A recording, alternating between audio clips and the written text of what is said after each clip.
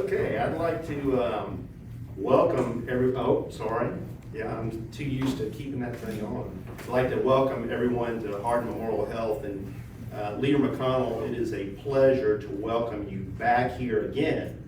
You've been here many times over the years, and we certainly appreciate your leadership, not only for our country, but also for our Commonwealth. So welcome back. None of us knew when this year started what we would be dealing with this worldwide pandemic. But I'm proud to say that Hardin Memorial Health's response to it has been outstanding. Early on in January, we were meeting to prepare for our response to COVID-19. We immediately streamlined our mission. We wanted to take care of all patients, COVID and otherwise, and to keep our patients, our family members, our employees, and our physicians safe. And that's what we kicked into action when we implemented our incident command structure. We were one of the first hospitals in the state to implement a split flow in our busiest ER. We have the busiest ER in the state, and we immediately started segregating out patients that presented with a respiratory illness from those that were presenting for other emergencies. We began and created PSAs to educate the public using many of our medical staff, and we were proud of that. We began meeting with area nursing homes across the 10-county region that we serve, not only to help them with their preparedness, but also to coordinate our response. We stood up a hotline to answer questions both for public and for independent and employed providers as they were treating prospective COVID-19 patients. We were one of the first hospitals to stand up a drive-through evaluation and testing center. We were one of the first hospitals to start a sterilization process for the precious N95 masks to preserve PPE. We quickly adapted to telemedicine and video visits in our clinics throughout our 10-county region. But Senator McConnell, Leader McConnell, we would not have been able to do these things if it weren't for the CARES Act and your leadership in passing the CARES Act that enabled us to take care of patients across our 10-county service area. So thank you for your leadership on that. And I'd also like to thank all of our nurses, medical staff, respiratory therapists, and scores of others that have worked tirelessly and frankly bravely in caring for all patients, because there are many patients, you don't know if a patient is going to be COVID positive or not. So it is hard work, it's stressful work, but our nurses and physicians do it with care and compassion. So we are here to thank you, Leader McConnell, for your outstanding leadership, and to thank all of those on the front line. It is now my honor to introduce Hardin County Judge Executive and HMH Board Chair, Judge Harry Barrett. Judge.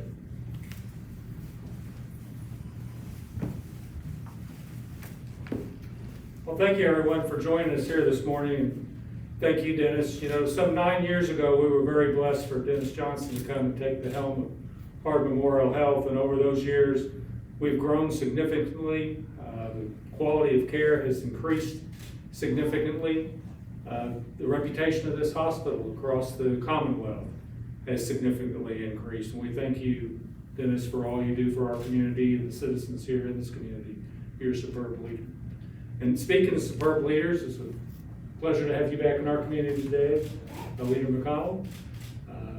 The great job that you're doing on behalf of all of us. It's comforting to know that you have our back, that you're in our corner, that you're working hard every day to see that these fine people that take care of our community has the resources that they need to be able to get the job done. We can't express our thanks enough for that.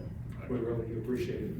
And the folks that work at Hardin Memorial Hospital, the staff and the providers, the great job that they do each and every day in these challenging times to ensure that we are able to keep our citizens healthy and help across this Commonwealth keeping all of the citizens of Kentucky healthy.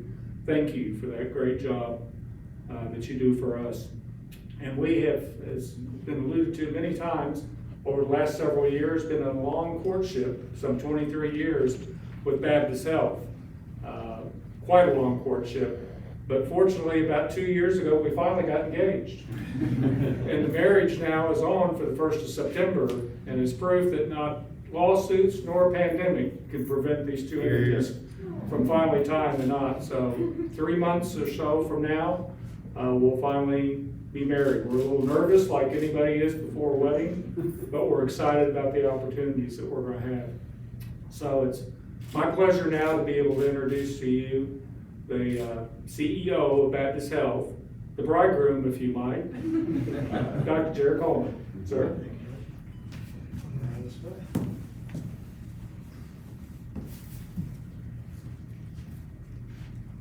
Thank you, Judge. It's an honor to be here today amongst so many wonderful people here in Hardin County. And I want to start off just briefly. Welcome, Speaker. So honored to have you here as part of this today, and for all of you done. But I want to start off by thanking all of the caregivers right here at Hardin Memorial Hospital and the Baptist Health System.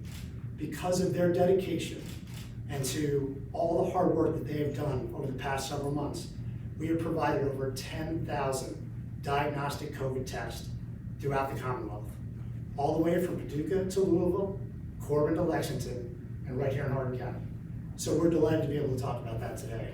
To that end, our caregivers have seen and treated more than 1,000 COVID positive patients throughout the health system, whether it be in our hospitals, our medical group offices, or urgent care centers. And all of this is attributed to them and all of their hard work. And I'd like to really thank Senator McConnell and his outstanding staff for all of their hard work. Little do they know, they've actually helped Baptist Health and Hardin Memorial Hospital revolutionize healthcare. Now in the 20th century, we're able to, because of the barriers that they've removed throughout this pandemic, provide over 100,000 video and electric visits and home monitoring throughout the Commonwealth. Barriers that could not have been removed without your help, Senator. And lastly, although there's a long road to recovery in healthcare, because of the Senator and his staff and the CARES Act, we've been able to provide outstanding care throughout Kentucky and Southern Indiana. On behalf of the 22,000 employees of the Baptist Health System and Hardin Memorial Hospital, we are truly grateful each and every day for what you've done for us. Thank you. I'd like to now introduce the Senator for the great state of Kentucky, the leader, Senator McConnell. Thank you.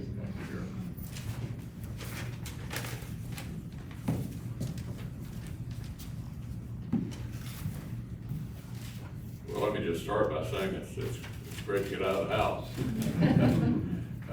Yesterday was the first time I've been able to make a public appearance in Kentucky since mid-March. And I thought, not only for me, but for all of us, it's just simple, it's time to start getting back to normal. So I want to lead off too, Jared, by thanking these amazing healthcare frontline folks that you all have here in Elizabethtown. Dennis, I heard Harry bragging on you. I knew that already, and thank you for your great work here. And Harry, it's been a pleasure to be associated with you for a very long time and to watch the great job you've done here in Hardin County. And Jared, I appreciate the overly kind introduction. It was nice of you to do that. But mainly, we're here today to thank all the doctors, nurses, and medical professionals who are, some of them are in the room, who are on the front lines. I particularly want to recognize Dr. Aaron Mulhall. He's leading the research into COVID-19 here at Hardin Memorial. He was instrumental in getting approval to begin treating coronavirus patients with the plasma from donors who recovered. Doctor, is that you? Yes, it is. Thank you very much for your extraordinary work. And Dr. Daniel Curran is helping to prolong the supply of PPE, which of course is critical to protecting all of our professionals. Are you here? Yes, sir. As well. Thank you. Thank you, sir. For your great work. Wanted to single them out because talk about the various roles that all of us played in this. We were not most of us were not putting our lives on the line. And you guys here were, and all across the country, dealing with something we never had before, not quite knew what it was gonna be like. And we still don't know everything we need to know about it, which I'll talk about in a minute, but, it was unknown territory for everybody. And so we listened to Dr. Fauci and Dr. Birx and did the best we could, with something we didn't fully understand. And so it didn't take most Americans, much courage, but it did take all of you, to have genuine courage, and I wanted to thank you for it. As Jerry mentioned, the CARES Act, the impact in Kentucky cumulatively was about $11 billion. About $1 billion of the $11 billion to Kentucky healthcare providers, including more than 7.5 million here at Hardin Memorial. The CARES Act also delivered federal funding in this area in a couple of other unrelated to the hospital that I thought I'd touch on. $2.4 million for Elizabethtown Community and Technical College and its students. Tens of thousands of dollars for housing programs, for transportation, for economic development. And then, again, looking at Kentucky writ large, the whole state, there have been 45,000 small business loans. 45,000 small business loans. Businesses that have been literally kept afloat during this period. But we can't keep doing this indefinitely.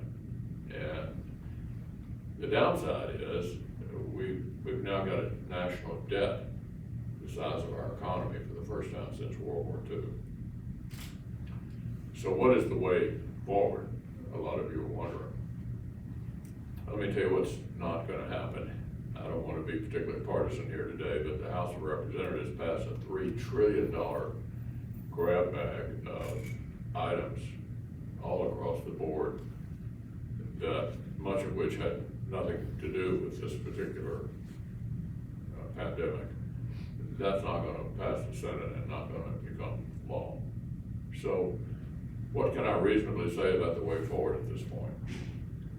First of all, I've recommended to the White House, and they've shared my views so far, that we need to slow down a little bit here, see what worked the best in the CARES Act, see what mistakes were made, weigh the consequences of having a debt this size in terms of the future of our country, and then cautiously make a decision about whether there should be another bill.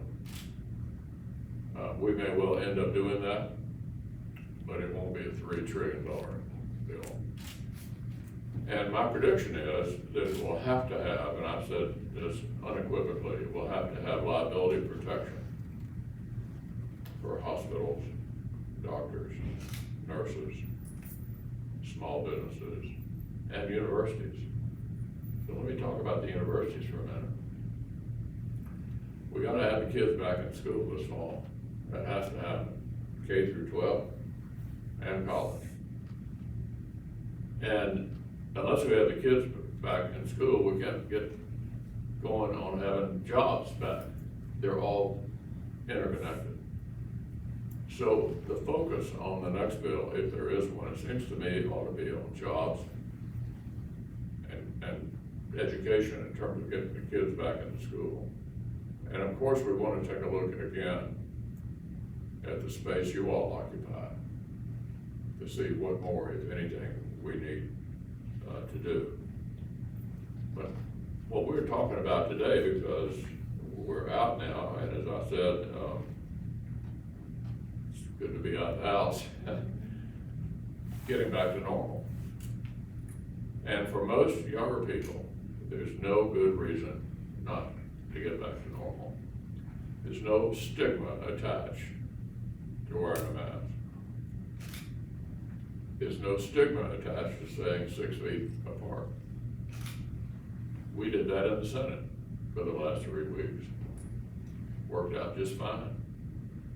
Even a lot of people who were not easy to corral,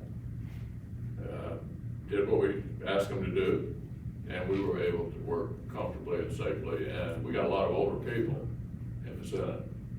I won't mention any names. So, among the younger people, your chances of this being a serious problem is quite remote. But you have an obligation to others, in case you might be a carrier, to take the advice we've all been given by people like Dr. Birx and Dr. Fauci, and be responsible for others as well as yourself. And that's not too much to ask of a younger person. And so, to get through this next phase, as we ease back into normal, even if you're in a low-risk category, do what we're asking you to do for the good of others as we begin to move back to normal. And moving back to normal is absolutely essential. You know, it's not cost-free to have people cooped up at home. I read stories about spousal abuse being up, suicide being up, child abuse being up. The notion that there are no problems associated with being cooped up at home without a job is nonsense. So the way forward is to get back to normal. Now, how do we ultimately put this in the rearview mirror? I talked to two CEOs of major pharmaceutical companies just this past week. And you all have been reading and hearing about these crash programs related to the vaccine.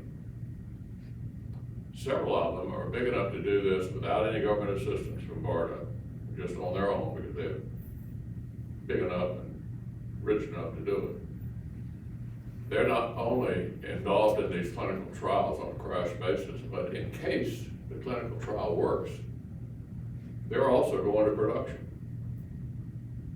So if you get to the point where the clinical trial proves it works, you're already down the road toward production of the amounts of vaccines we're going to need, not only for this country, but for the rest of the world. I don't want to be overly optimistic here, but it's not far-fetched to suggest that we may be on top of this vaccine issue before the year's out. We need better treatment. We're working on that as well. And in the follow-on bill to the CARES Act, we put in $25 billion for a crash program on testing. And I think about $100 million of that's come down to the state already.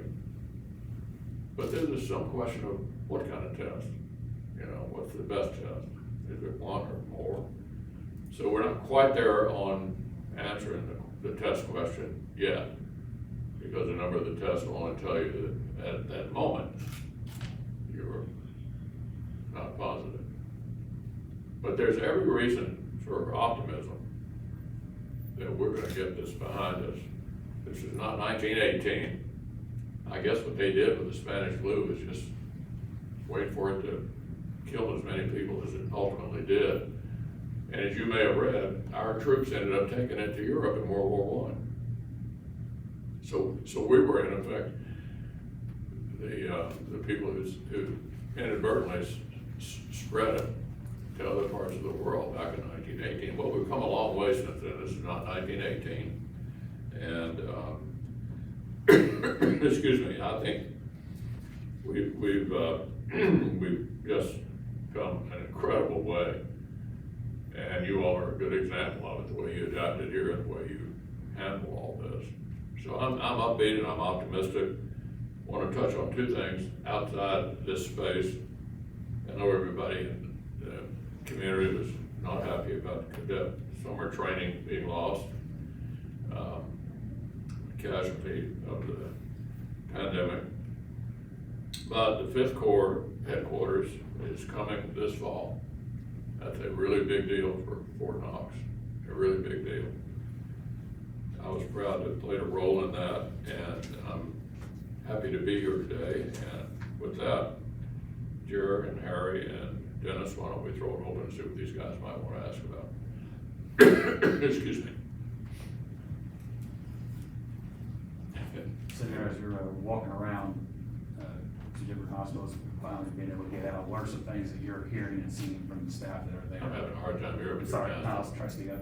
As you're walking around to different hospitals, since you're able to get it out, what are some things that you're hearing from staff, from doctors, from nurses, just about how they're doing? Yeah, well, yesterday I was at a hospital in Louisville and one over in Lexington, and now I'm here today.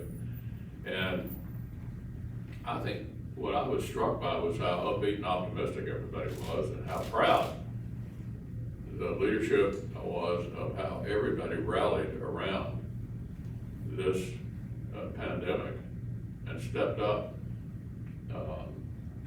We obviously never had it as bad as New York, which is good. And I think, I don't want to be particularly critical, but it seemed to me the decision to ban elective surgery went on a little too long, given the number of COVID patients that we actually had. And Dennis, I'm sure it's true that that's probably the only place you make any money, right? Yes, sir, one of the few. Yeah, for those of you who are not familiar with that, in a typical hospital, you're lucky to break even with Medicare and Medicaid. But what keeps your bottom line from going totally down is elective surgery. And so, in anticipation of way more COVID cases than most of the state ended up getting, I was talking to a number of hospital people that had empty beds because we didn't get the huge number of COVID patients that we thought we were going to get. So what was bleeding was the bottom line. And so anyway, that's gone, and you all are back to normal. I assume all over the state on that, or are you, Jerry? No, we're phasing up to Yeah. what would be a new normal, but there's a lot of cases that are pent up over the last few months, and there's also we're trying to recover that. So there's still a challenge for healthcare in the state of Kentucky, and we're still very much behind in case counts, and we don't anticipate until there's a vaccine that will be 100% of what we used to be. So the sooner we can get back in that, because people are putting their healthcare needs on hold Yes. in anticipation of a crushing burden that didn't develop most places, right? Yes, right, sir. Yeah. Yeah. You mentioned that there's no stigma associated with masks, but in Elizabethtown, I see many people in public refusing to wear them, or not refusing, but they don't wear them. Is there anything that federal government leaders or on the state level can do to further encourage the usage of masks in public? Well, for myself, I try to be a good example. I mean, photos all over the place of me yesterday with my mask on. And I assume you all got some too, and if you didn't, I'll put it back on when I finish talking here. I mean, I think we can try to be a good example. And for anybody who cares what we think, to say what I've said earlier, which is just because you're 21 years old doesn't mean you don't have a responsibility to other people, even though your chances of having a problem are pretty slim. And I think the more we can say that, the better. Senator, you said this was the first time you'd been in Kentucky since March, I believe. Not the first time I've been in Kentucky, the first time I've been out in public in Kentucky, That's what I meant. yesterday. What's the difference in the mood of the public from being in Washington to coming back here in Kentucky and being out in public? I'm not sure I'm following you. Just is there kind of you pick up a difference of the mood of the public, optimism in DC Yeah, or I think pessimism so. here? Look, I mean, there's a lot of pent-up desire to get going here. I don't know about you all, but I want to see football. I don't know whether there's gonna be any people in the stands or not, but I want to see football. I talked to the baseball commissioner a couple of weeks ago. I just called him up and I said, America needs baseball. You guys gotta figure this out. I don't know whether they will or not, but I'll give you an update if you're a baseball fan. They entered into an agreement with the players back in March that whatever percentage of the season they had, they'd split the proceeds in a certain way. Well, it never occurred to anybody in March that you might have baseball games with nobody in the stand. So the owners now have come back and said, look, That's 40% of our revenue. And, at this point, we'd be better off not to have a season at all than to stick to the deal back in March. So they're going back and forth. Here's what I hope's gonna happen. That we'll have a season starting July 4th. That they'll subsequently reach a deal because the players won't make anything if there's no season. And, probably they're gonna play in their own parks, home parks. And, the whole issue of who's in the stands is kind of depends upon the conditions at the time, but it could be with nobody in the stand. And I believe that U of L and UK, I don't know about the other schools, are planning on having football this fall. And I think it's sort of unclear yet, the stance issue. But they'll still get television revenue. So look, I don't know about you all, but I'm sick and tired of old Western movies. And I think I'm probably pretty typical of other people. And a great symbol of getting back to normal would be to have at least half the baseball season. I mean, I got a guy back here against the wall that's just in deep depression, That's true. in deep depression, because they're always optimistic in the spring. Gets to fade over the course of someone else. Yeah. Senator, you mentioned that the next phase of COVID-19 relief would be more narrow in scope. Would that would you be in favor of another round of direct financial relief via stimulus checks for Americans? And what would be some of your top priorities for the next phase? Either you're mumbling or my hearing is not very good. I was saying, would you be in favor of another round of stimulus checks for Americans if we did, if you pursued another relief bill? Well, what I've said is we need to take a look at where we are 3 or 4 weeks from now. What kind of an impact is opening up the economy beginning to have? There's some evidence that consumer confidence is already higher than anybody anticipated, just with the possibility of beginning to get back to normal. Obviously, the best way out of this is economic growth, not borrowing money and adding to the national debt. So I think we need to be cautious and measured and take a look 3 or 4 weeks from now, how is it going? Because states all across the country are opening up. And so I can't answer the question right now. What I have said is if there is another bill, it's not gonna be $3 trillion. It is gonna have liability protection in it. And I think it needs to be oriented around jobs and kids. We have to have them back in school this fall, have to. Notre Dame and Purdue already announced they're gonna do it. I've talked to our college and university presidents in Kentucky. I think they're all gonna be going back. They're all trying to figure out exactly how to do it. It may involve, as you might imagine, some shifts so that you don't have quite as large a class at one particular point. And they may break into sections and come in different days. I mean, they're working on this. All the university and college presidents are. But there's no good reason, given the likelihood of K through 12 and 18 to 22-year-olds, there's no good reason not to be back in school. Because we've learned a lot about this disease since the beginning of the year by obviously looking at the people who are most endangered by it. And I would say to older people, you know, maybe you should stay at home a little bit longer. Clearly this thing has an impact based upon how old you are and what kind of pre-existing conditions you have. And so I'm rambling on here, but I can't answer the question as to whether we're gonna do it again. What I can tell you is if we do it again, it's not gonna be $3 trillion. It is gonna have liability protection in it. And I think it needs to be oriented toward jobs and education. And obviously we're gonna take another look at healthcare as well. But we wanna at least make sure you guys are not getting slammed with lawsuits arising out of this, because that's completely unacceptable. So we're out of time.